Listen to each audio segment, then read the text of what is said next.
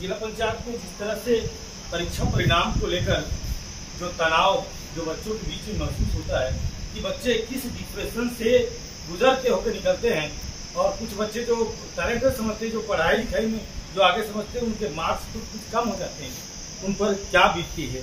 कुछ बच्चे फेल हो जाते हैं, कुछ सप्लीमेंट्री, कुछ पूरक, और कुछ परीक्षा से वंचित हो जाते हैं।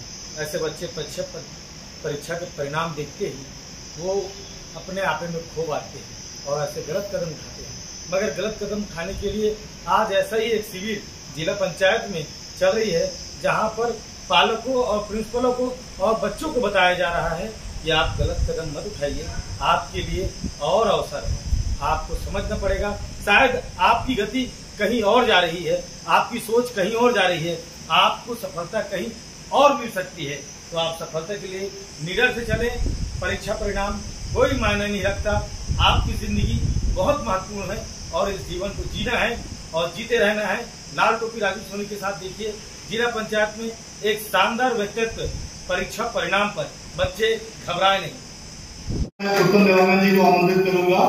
गजानन माधव मुक्ति बोर्ड स्कूल से पेरेंट्स हैं आप, और आज के इस कार्यक्रम के मुख्य वक्ताओं में से एक है संतोष जैन सर, सॉरी,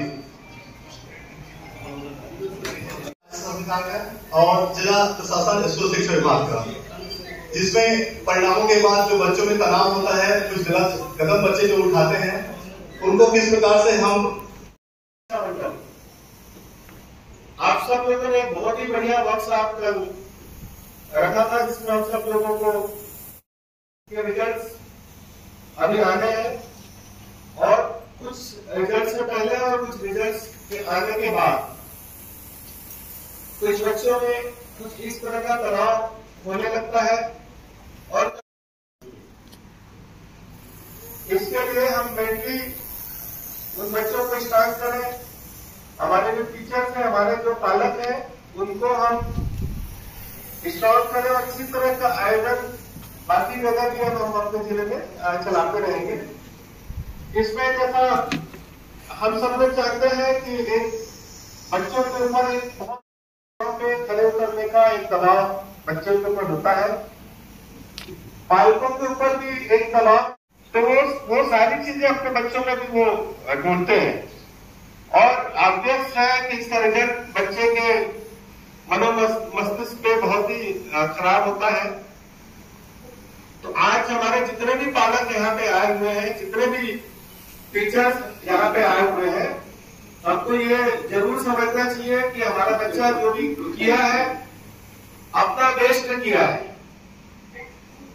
कोई भी एग्जाम्स होते हैं तो हर आदमी मेहनत करके वो लिखने की कोशिश करता है, बट कई बार ऐसा होता है कि वो जैसा चाहता है या जैसा एग्जाम्स में एक्सपेक्टेड करता है वो वैसा नहीं लिख पाता है। बहुत सारे रीजन हो सकते हैं। हो सकता है कि एग्जाम वाले दिन उसकी तबियत बहुत अच्छी नहीं हो सकता है कि घर में कुछ इस तरह का बहुत अर्जेंट काम आ गया हो कि वो बहुत अच्छे से प्रिपेयर नहीं कर पाया हो।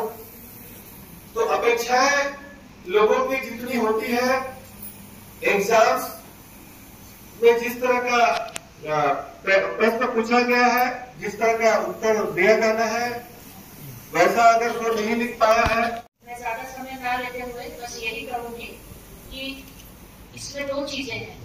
एक तो चीज है कि हम सारे यहाँ पे लोग एकत्रित हुए हैं कि हम लोग अपने बच्चे को कैसे अच्छा मार्गदर्शन दे सके। ये है कि हमको लगता है कि हमारा बच्चा सफल हो, अच्छा करे, उसका उत्थान हो, है ना। हम चाहते हैं उसके अच्छे से अच्छे मार्क्स आए।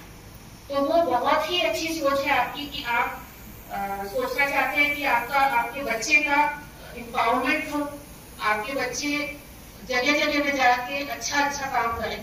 तो वो बहुत ही अच्छी चीज है कि मतलब कभी कभी गरीबी भी होती है तो उसको भी हटाने के लिए पढ़ाई करना पड़ता है, हमको सपना देखना है, उसको अचीव भी करना है, और फेलियर और स्ट्रेस हमारा दोस्त बना के चलना है। तो बेसिकली ये है, लास्ट में बस यही बोलना चाहूंगी, जज करेंगे कि वो पेड़ में कैसे चढ़ सकती है, तो वो तो हमेशा फेल होगी। क्या मछली पेड़ में चढ़ सकती है? कभी देखा आपने मछली को पेड़ पे चढ़ते हुए?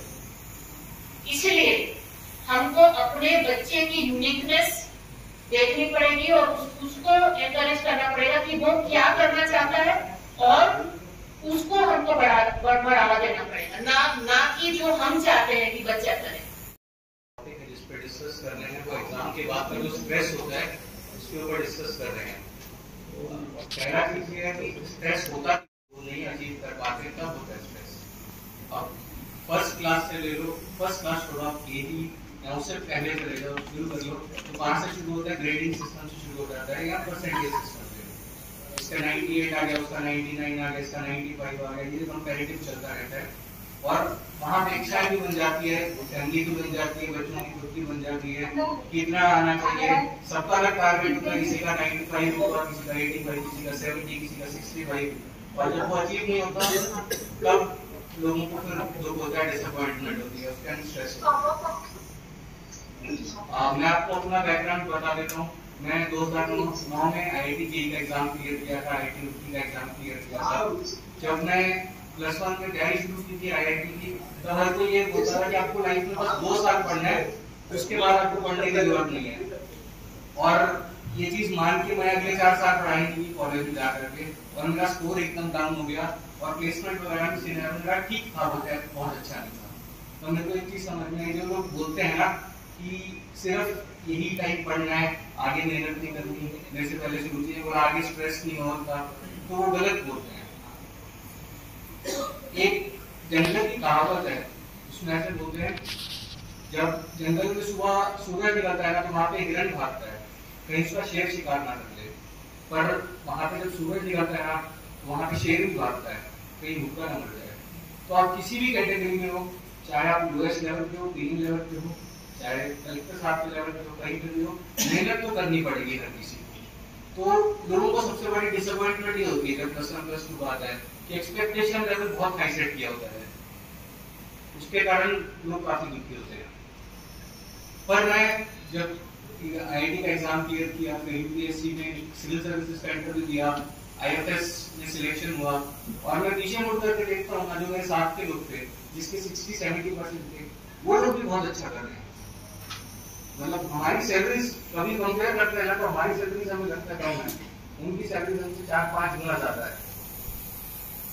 एक एक्टर है माधवन करके, आप नाम सुने होंगे, उसका इंटरव्यू सुन रहा था तो वो बोल रहा कि जैसे रुचि ने बोला था कि लोगों के पास सपने नहीं देख पाते, लोगों को ये नहीं पता कि आपके पास कैरियर ऑप्शंस क्या है।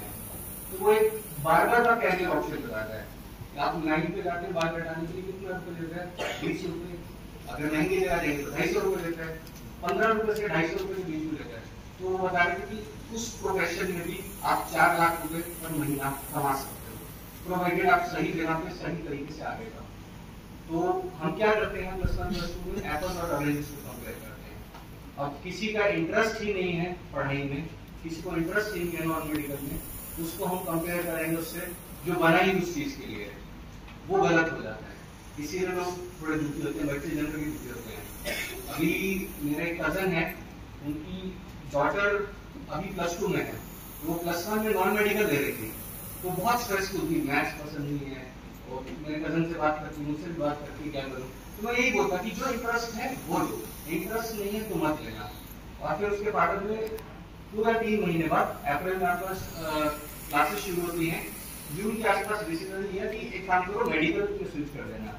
जैसे ये डिसीजन लिया उसके 2 दिन के अंदर वो खुद जाकर के मेडिकल की बुक्स ले आई और +1 का उसका क्लास का रिजल्ट रहा, उसका टॉपर था, 92% आया। तो सर ने जैसे कह दिया कि इनफॉर्मल प्रोग्राम है, चूंकि यहाँ बात हमारे बच्चों और उनके पेरेंट्स की हो रही है, यानी हमारे घर की बात हो रही है। आपके घर में भी बच्चे हैं, यहाँ जितने भी टीचर्स बैठे हैं, जितने भी प्रिंसिपल बैठे हैं, एक प्रिंसिपल 1000 बच्चों का पालक बनकर यहाँ पे बैठा हुआ है। यहाँ जो बातें वो बताएंगे वो 1000 बच्चों तक पहुँचेगी, तो 1000 बच्चों की काउंसलिंग एक प्रोग्राम के माध्यम से हो जाएगी। इसलिए मैं चाहती हूँ कि आपके मन में जो भी सवाल है, जो भी डाउट्स है, या जो भी आपको लगता है कि आपके परिवेश में जो आपके बच्चों तक पहुँचना चाहिए, आप उस पर बातचीत कर सकते हैं।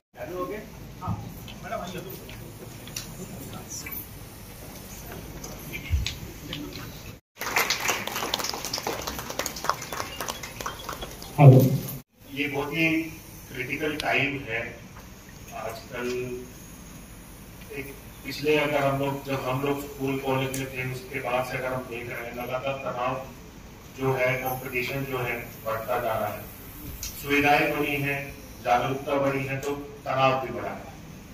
रिसोर्सेज बढ़े हैं तो कंपटीशन भी बढ़ा है। जो पहले सिर्फ शहरों में होता था, हर एक के पास में इंटरनेट आने के बाद, स्मार्ट क्लासेस आने के बाद हर बच्चे के पास वो रिसोर्सेज है, तो उसकी वजह से निश्चित तौर पे एक कंपटीशन की भावना भी बढ़ती है। हम लोगों को एक चीज समझनी बहुत जरूरी है as a teacher, as a parent, as a guardian और एज अ स्टूडेंट भी। कोई भी परीक्षा या कोई भी दौर इतना महत्वपूर्ण नहीं होता जो आपके जीवन से बड़ा। जीवन बहुत बड़ा होता है। हम सब लोग आज जितने भी अधिकारी हैं, कर्मचारी हैं, चाहे जनप्रतिनिधि हैं, हम सब लोग जितने लोग बैठे हैं इस कक्ष में, जो जितने लोग इसको सुनेंगे, देखेंगे, सब लोग कहीं ना कहीं जीवन में फेल हुए होंगे। किसी ना किसी, कोई छोटी परीक्षा में हुआ होगा, कोई बड़ी परीक्षा में हुआ होगा। फिर भी आज हम लोग है अच्छा कर रहे हैं अपने अपने जीवन में, अपने अपने परिवार के लिए अच्छा कर रहे हैं। ये चीज हम लोगों को एज अ गार्जियन भी समझनी है। नहीं है कि हर व्यक्ति को पढ़ाई करके ही अच्छा करना है। हम कितने लोगों को जानते हैं जो पढ़ाई में, आप क्रिकेट टीम को ही देख लीजिए, आप भारतीय क्रिकेट टीम के खिलाड़ियों का कभी एजुकेशन बैकग्राउंड चेक करके देखिएगा। कुछ लोग ऐसे हैं जो 12th दिए हैं, नहीं दिए हैं, कुछ कॉलेज में है, नहीं किए हैं। क्या वो अच्छा नहीं कर रहे हैं? क्या हम उनको अपना रोल मॉडल नहीं मानते हैं कि देखो हमारा बच्चा भी कल को ऐसा खेलेगा, नाम कमाएगा, शोहरत कमाएगा, पैसा कमाएगा। तो बिजनेसमैन को देख लीजिए। हम लोग तो बाहर के लोगों की कहानियां सुनते हैं कि स्टीव जॉब्स कॉलेज छोड़ दिए थे, मार्क जुकरबर्ग कॉलेज छोड़ दिए थे। आगे कितनी बड़ी फेसबुक कितनी बड़ी कंपनी है, उसका मालिक जो है वो अपनी एजुकेशन पूरा नहीं किया था। जैसे मैं बोला, हम लोगों को जीवन में बहुत सारे मौके मिलते हैं, अभी भी मिल रहे हैं, आगे भी मिलते रहेंगे। ऊंचा नीचा चलता रहता है, कभी अच्छा समय आएगा, कभी बुरा समय आएगा, कभी किसी कारणवश हम कुछ परीक्षा नहीं निकाल पाएंगे या बहुत अच्छा नहीं कर पाएंगे। उसका मतलब ये नहीं है कि सब खत्म हो गया। तो ये चीजें मेरी यही गुजारिश है, और हम इसलिए बोल सकते हैं कि हम सब लोग उस स्टेज से निकले हैं। और अभी भी कभी कभी होता है ना कि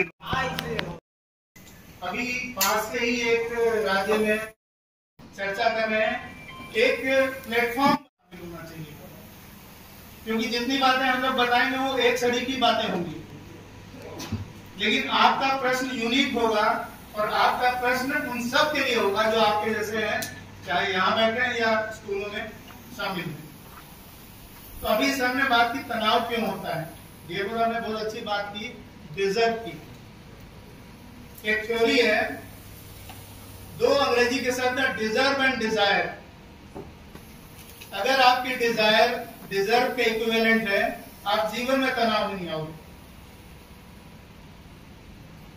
अगर आपको लगता है कि मेरा मारुति 800 में काम चल रहा है और ऑडी सामने से गुजर भी जाए तो आपको तनाव का कोई कारण नहीं बनेगा।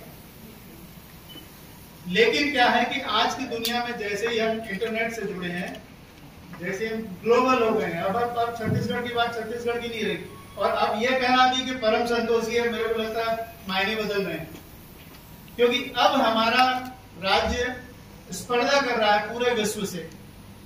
और जैसा कि कलेक्टर साहब ने कहा कि एक ऐसा राज्य है जो स्पोर्ट्स में बहुत ज्यादा मुखर होकर अपनी प्रतिभाएं दिखा रहा है। यहाँ से स्पोर्ट्स में बहुत सारे प्लेयर निकले, संस्कारधानी कहा जाता है इसको।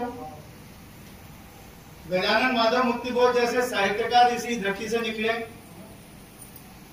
तो अब आज जो चर्चा हम लोग करनी है वो ज्यादा चर्चा इसी पे है कि जो रिजल्ट है उसको लेकर हम अपने आप को तैयार कैसे करें।